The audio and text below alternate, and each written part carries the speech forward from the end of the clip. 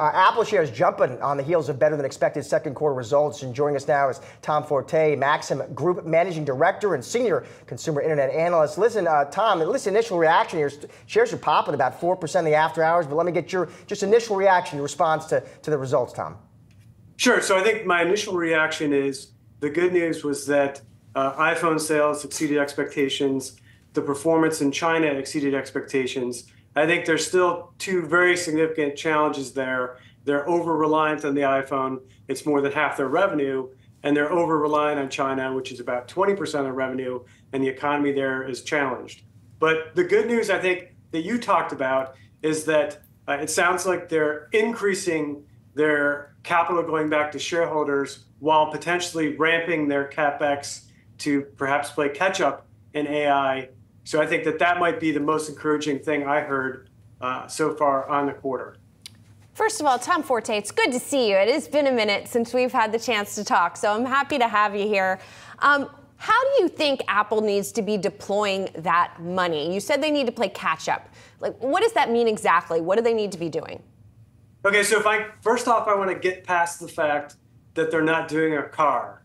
So as a Tesla Model 3 owner, I see a million opportunities for Apple to do at least as well, if not better. And then are they truly going to move forward with robots? And are the robots going to be a consumer device? Are we going to have the robots in our homes? Or is it going to be also robots at the assembly plant, which is kind of what Tesla seems to be doing?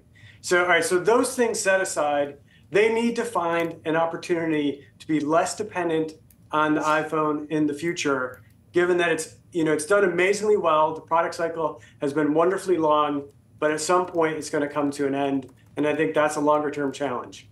I'm interested, Tom, listen, if you're an Apple investor listening right now, you're already looking at September when Tim Cook takes the stage and introduces those new iPhones. I'm curious, Tom, what do you expect to see there? Are we going to get AI-enabled iPhones, and what kind of upgrade cycle do you think that could kind of generate?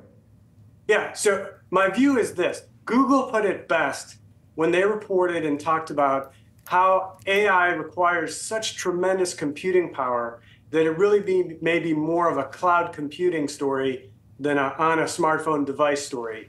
And Google and Apple essentially have a duopoly when it comes to the mobile operating systems. So I thought that was some very interesting comments by Google. I do think, though, on a near-term basis, when you think about the hype with AI, which reminds me not that long ago of Metaverse, and not that long ago before Metaverse, blockchain, Apple needs to have a better narrative as it pertains to its AI plans, both to sell its smartphones, the next generation iPhone, and also to sell its stock.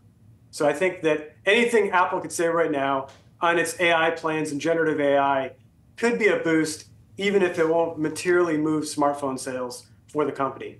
Tom, though, do you think that both the capital return plans announced today and the fact that iPhone sales beat estimates a bit, does that buy them some time at least?